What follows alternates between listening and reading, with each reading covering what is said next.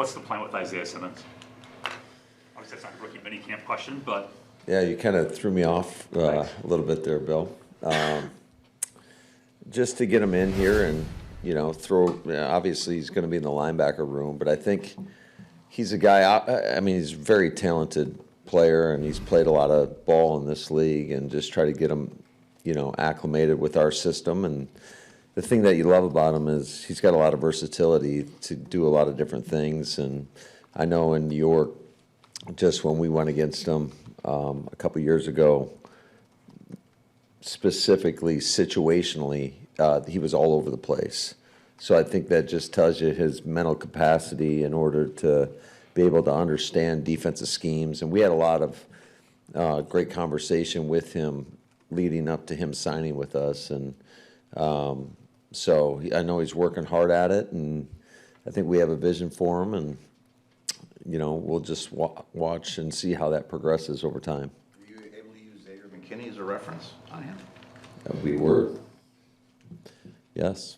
I asked X, and X gave him 2 thumbs up. So that is meaningful, though, when you have a player like X coming from New York who was a teammate with him, and you just ask those questions. And,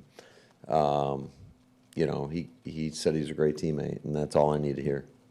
So Matt, what are the goals for these couple days here with the rookies? Like, what are you trying to get out of it? What do you want them to get out of it? I really want them.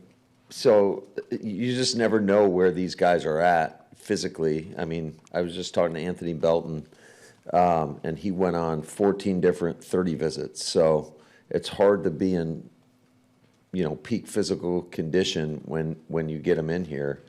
So more or less, it's just try to get these guys a taste of what's to come, and, kind of knock off the jitters a little bit. All these guys are amped up, and you just want to get them acclimated as fast as possible, because the next time that they're in here, it's going to be phase 2, and they're going to be in with the vets. So we had them work out with our strength staff, the guys, the UDFAs, as well as our draft picks, work out with our strength staff today, and they'll have another workout with our strength staff tomorrow. But we're not doing any full speed football stuff. We'll take them out tomorrow afternoon and on the grass and do like a modified individual period, an extended modified individual period, in terms of we're going to scale back the intensity, and you just want to give them some things that they can take back with them and work over the week. But it's going to be low intensity. It's going to be more teaching. That way, when they come back, it's not like you have to slow down the whole group and teach them when we're on the grass. You've gone through season after season, the off-season program.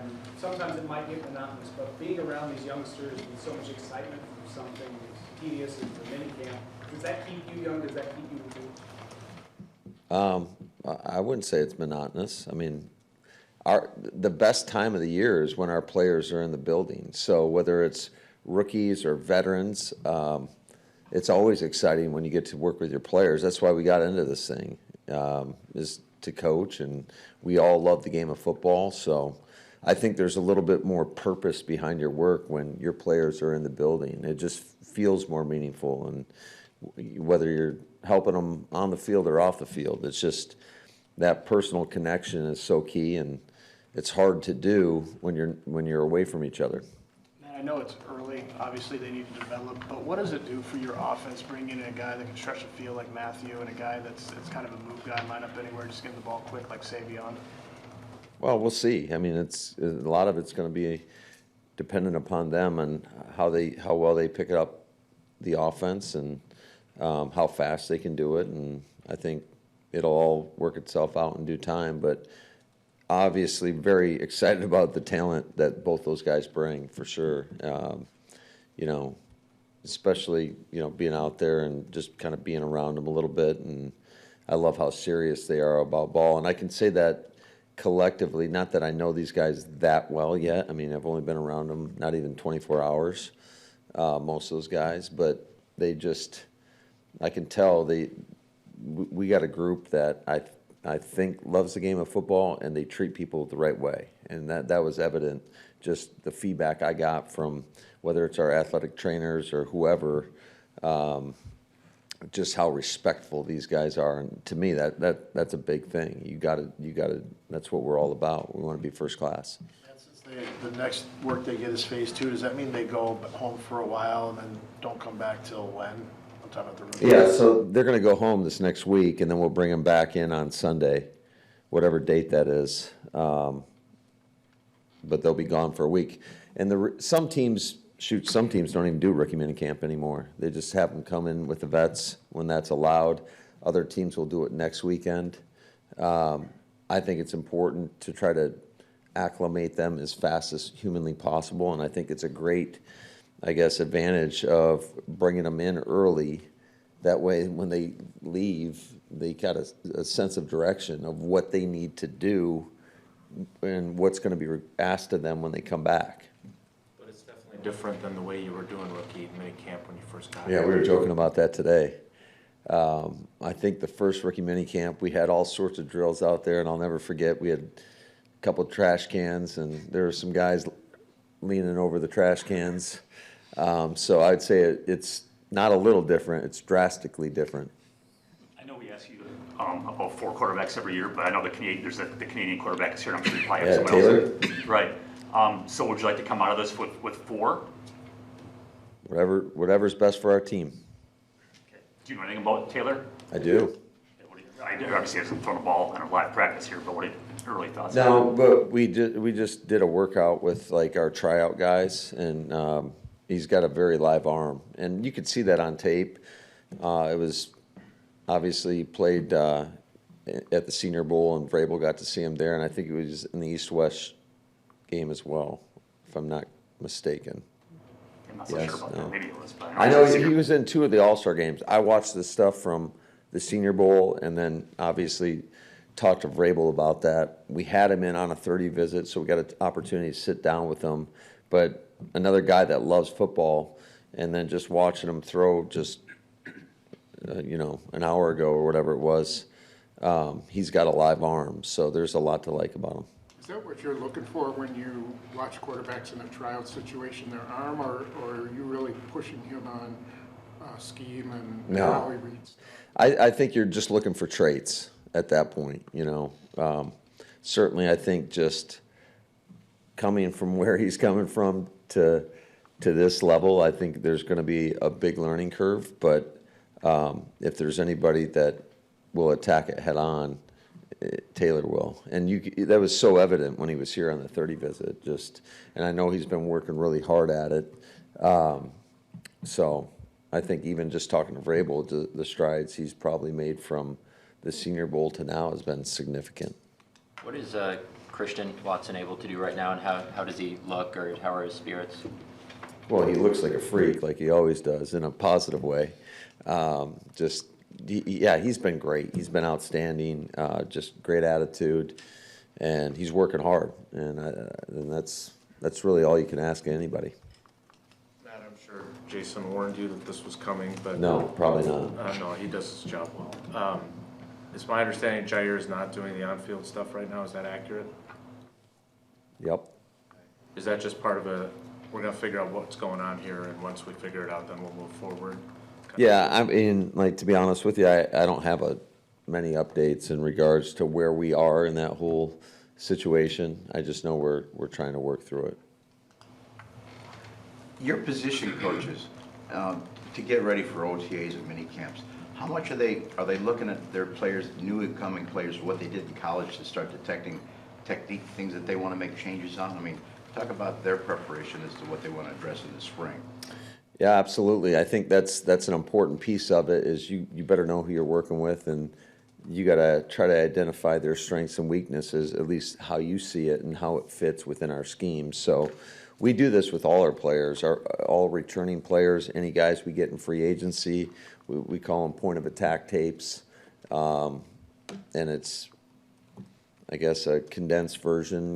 Maybe it might be 20, 30 clips. Say, here's the things that we think you do really well.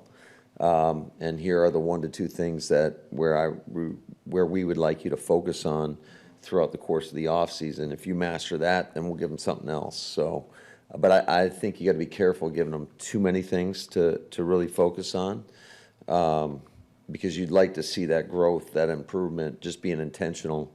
And that was one of the things that we talked about as a team, is just how intentional we need to be throughout the course of these weeks, because in essence, we're 2 weeks short in terms of the face-to-face. So, but I think our coaches do a good job with that, and that is part of the evaluation process, though, especially after we get these guys, is to make those point of attack tapes. For the rookies between now and when they're on the practice field with the veterans, how challenging is it to get acclimated to the playbook and learning that? Extremely difficult, but everybody's got a different background in terms of what they've been exposed to. So I think some, it can be a little bit more challenging than others. That's why, again, it's good to get them the information early. That way, when they leave here, I expect them to study, so that it's not just, you're starting over when they get here in a week. Two more, please. Back to C.D.I. Williams, when you drafted him, you said your creativity is only limited by our imagination. So does that start You now? like that, huh, Bill? That was a great phrase, because I'm neither creative or the other thing. But does that start now, or do you just start with this is the plays, and you'll get into that stuff down the Yeah, road? I think you'd like to have it kind of.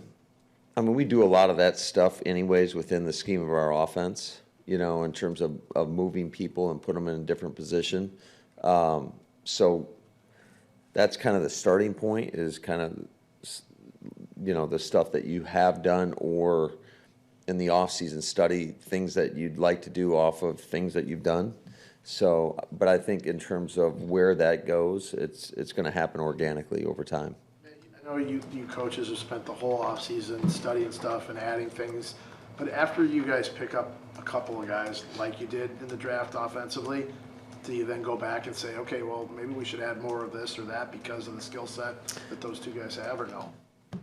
Probably not right now. I think that'll, again, the more we're around these guys, see what they really do well. You always have an idea. I think it's an important part of it as you're going through the draft process, is you want to have a vision for how you would potentially use somebody. So that's just part of the evaluation, part of our process, whether it's free agency or the draft. And that's what you're trying to communicate to our scouting department, is, hey, here's how we would like, or here's how we would envision using this guy. But ultimately, I think a lot more of that's determined after the fact. When you get them in the building, you get to work with them on a daily basis. You see how fast they pick things up. Inevitably, there's going to be something that's going to surprise you in a positive light that they do really well, that you're like, oh, shoot, maybe I didn't recognize that just off the tape. So I think it's all about just that process of working together and kind of growing together. Hey, Matt, Goody said a couple times during the draft about guys you picked that they went through adversity and came out on the other side. There's football adversity, and then there's obviously real life adversity, and Golden was telling us a little bit about what he went through as a kid. You've coached a long time, is there something to having that grit or whatever it is that, yeah, there's gonna be football adversity, but I've also been through a lot more stuff? Yeah, I think it gives you perspective, number one. But I think, resiliency is key, and I think you see it, especially in our league or any competitive league. There's going to be moments of adversity, and there's going to be some struggle. And if you're not tough-minded, it's hard to make it through the other side of that. And I think we've seen it with our team over the course of 2 years. And as painful as it is, like in the moment, I'm talking more from a team standpoint. Sometimes you're better for going through it, and I think that was evident a couple years ago. On the flip side, it was the first time we met Brinson and John Williams, and they seem to have some pretty good personalities on them. You probably know them better than I do. I'm curious, your locker room is a tapestry of different personalities, right? Do you want to have some guys that, there's some serious guys, as long as they're serious about football, do you want those guys that are a little more? Yeah, I think we embrace everybody's personality. At the end of the day, I want these guys to be themselves. Obviously, You want guys that love the game of football, that love to compete. You want guys that are high character, that are team first kind of guys, and we're going to keep on, you know, talking about that stuff all the time to these guys. But yeah, I don't want robots. I want guys to be true to themselves. I think that's how they're going to maximize their ability and their time here.